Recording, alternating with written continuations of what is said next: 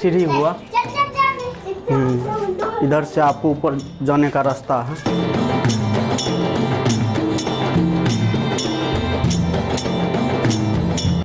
ये बिल्डिंग 3 सीढ़ी का है।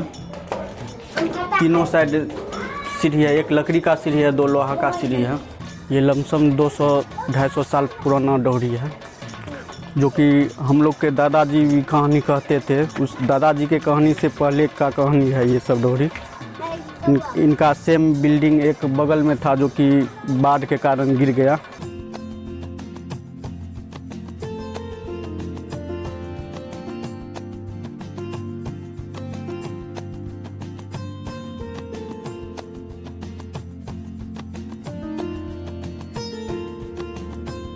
गनवरिया जाति से लोग कहते राक्षित में गनवरिया दिवस माँ का मंदिर है। अच्छा, यहाँ पे ये जो सीढ़ी देख रहे हैं, ये सेम ऐसा ही बिल्डिंग यहाँ था, जो कि कितने साल पहले लगभग ध्वस्त हुआ? ध्वस्त हुआ लगभग 80-90 साल पहले। 80-90 साल पहले ध्वस्त हो गया, अंग्रेज के टाइम में। अंग्रेज के टाइम में। वो बता दिए ना, 2-2.5 किलोमीटर पहले नदी पीछे था। उसके बाद जो है कंपस का जो कुआं है वो कट के बाहर निकल गया। इतना जगह में। हाँ, इसका हॉल के बारे में बताइए। इसमें ढेर सारा पेंटिंग सब देख रहे हैं। ये मेन हॉल हुआ बिल्डिंग का, जो कि महाराज अच्छा, यहीं सभा लगता था। महाराज हरिवल्लभ सिंह जी। उसके बाद उनका नाती हुआ, जो राजा साहब जो मरे, तो उनके बाद उनके ताजपोशी के सर क्या है, ये नाती हुआ। इनका नाम था लाल सिंह। लाल सिंह अभी भी है ना? नहीं, इनके परिवार का आदमी है। ये सब जो भी है सब चल बसे हैं। अच्छा, जितना भी फोटो में आप देख रहे हैं सब इनके कंपस का, और जहाँ जहाँ इनका अपना बिल्डिंग था वहाँ का सीन है। ये वाला कहाँ का है? ये वाला भी इनके कोठी का, दूसरे जगह का कोठी का सीन है। इनका कोठी बहुत जगह था क्या? हाँ, 2-3 जगह कोठी था। कहाँ का? एक भागलपुर। अच्छा। एक से सिलीगुड़ी। हाँ। और एक चपराम कोठी। 3 माल खपरा का माल। ये सीढ़ी नीचे से लेके ऊपर तक का रास्ता है। ऊपर में कुछ है भी? ऊपर कुछ नहीं है, मगर देखने लायक है। देखने लायक, चलिए। इधर ये सब महाराज के ही अपना रूम थे, सब यूज करते थे महाराज ही। लोग अंदर से खुलेगा। अच्छा। तो ये डोहरी पूरे महाराज के ही में थे। जैसे हाई स्कूल हो गया आपको, सोनवर्षा हाई स्कूल, वो भी महाराज के ही दिया हुआ है। जैसे कॉलेज हो गया सोहा कॉलेज, वो भी महाराज के दिए हुए हैं, जमीन के साथ बिल्डिंग। जितना भी सीढ़ी है सब कलकत्ता से बनाया गया था। अच्छा, इस पे लिखा हुआ कलकत्ता से मंगाया गया।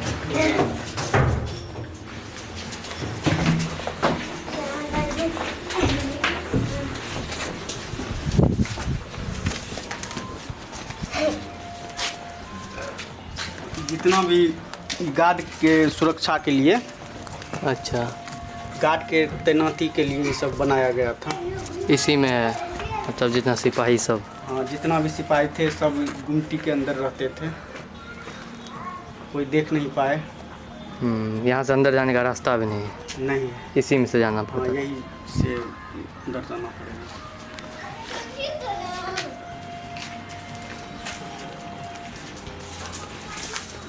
इसमें पूरा शहर का भी यहाँ से दिखता होगा।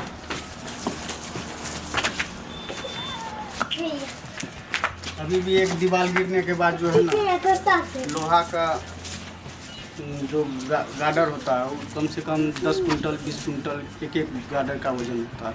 ये भी बहुत आदमी घूमने के लिए आए हैं, बोले कि ये भी पत्थर बहुत महंगा है।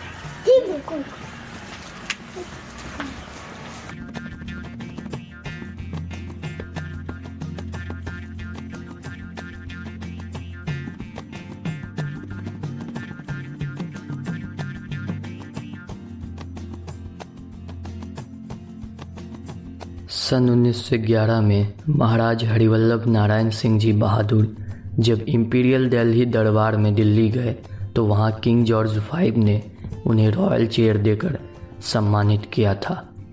वैसे तो महाराज हरिवल्लभ नारायण सिंह सोनवर्षा राज जमींदारी के राजा थे जो गनवरिया राजपूतों द्वारा संचालित था। ये महल सहरसा शहर से 35 किलोमीटर दक्षिण में सोनवर्षा प्रखंड के सोनवर्षा राज शहर में NH 107 के समीप स्थित है। पहले तो यह महल बहुत बड़ा हुआ करता था, लेकिन नदी के कटाव के कारण इस महल का बड़ा हिस्सा नदी में समा गया। जैसा कि मिथिलांचल के हर धरोहर के साथ होता है, ठीक वैसा ही इस महल के साथ भी हो रहा है, जो है लापरवाही। ना तो नदी के कटाव को रोका गया और ना ही महल की मरम्मती की गई।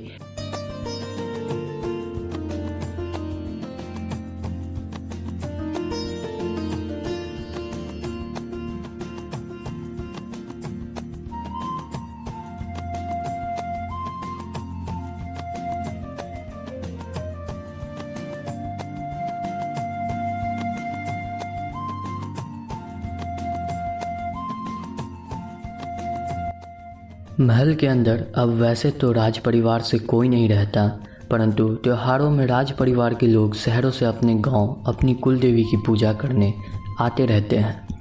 अब वैसे तो महल में वो वाली बात नहीं रही, लेकिन अगर सरकार इस प्रोजेक्ट पर ध्यान दे तो शायद पूरे कोसी सीमांचल में इससे बेहतर पर्यटक स्थल हो ही नहीं सकता।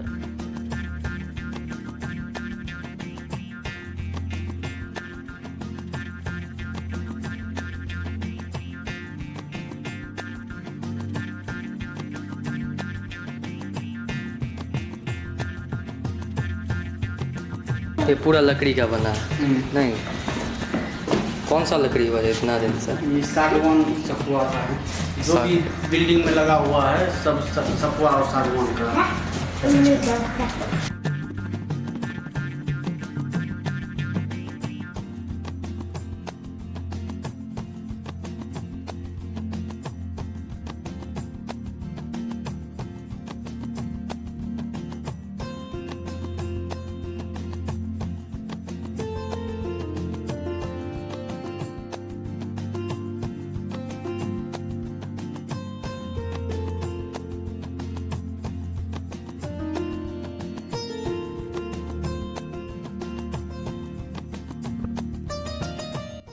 फिर भी अगर आज भी आप इस महल के अंदर जाएंगे तो आपको राजा के शाही जीवन शैली, उनके शानो शौकत के बारे में पता चलेगा। उस ज़माने में जब पूरे इलाके में कहीं पे भी बिजली का नामो निशान नहीं था, उस समय भी इस महल के अंदर बिजली की व्यवस्था पूरी की गई थी और महाराज यहाँ तक कि खुद का बिजली खुद से उत्पादन कर इसी महल में इस्तेमाल भी किया करते थे। मतलब उस ज़माने में भी जब सहरसा में आसपास कहीं बिजली नहीं था तब भी? हाँ, तब भी यहाँ बिजली रहता। इसका परिवार लास्ट टाइम कब तक यहाँ रहा? लास्ट टाइम देश आज़ादी के बाद उनके बाद यहाँ से सब धीरे धीरे निकल गए।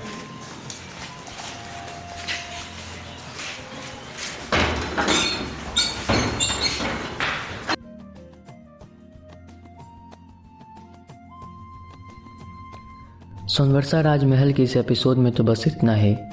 आज हम लोग इस एपिसोड को तो ख़त्म करने जा रहे हैं, लेकिन अनसीन मिथिला सीरीज़ जारी रहने वाला है। तो अगर आप लोगों ने अभी तक अनसीन मिथिला के शुरुआती एपिसोड्स नहीं देखे हैं तो आप लोग जाकर चेकआउट कर सकते हैं। अभी तक अनसीन मिथिला के 3 एपिसोड और 1 ट्रेलर आ चुका है, तो आप लोग वहाँ पे भी जाके उन सारे वीडियोस को भी देखें और अपने आसपास के लोगों के साथ शेयर करें ताकि वो भी मिथिलांचल के गौरवशाली इतिहास के बारे में जान सकें।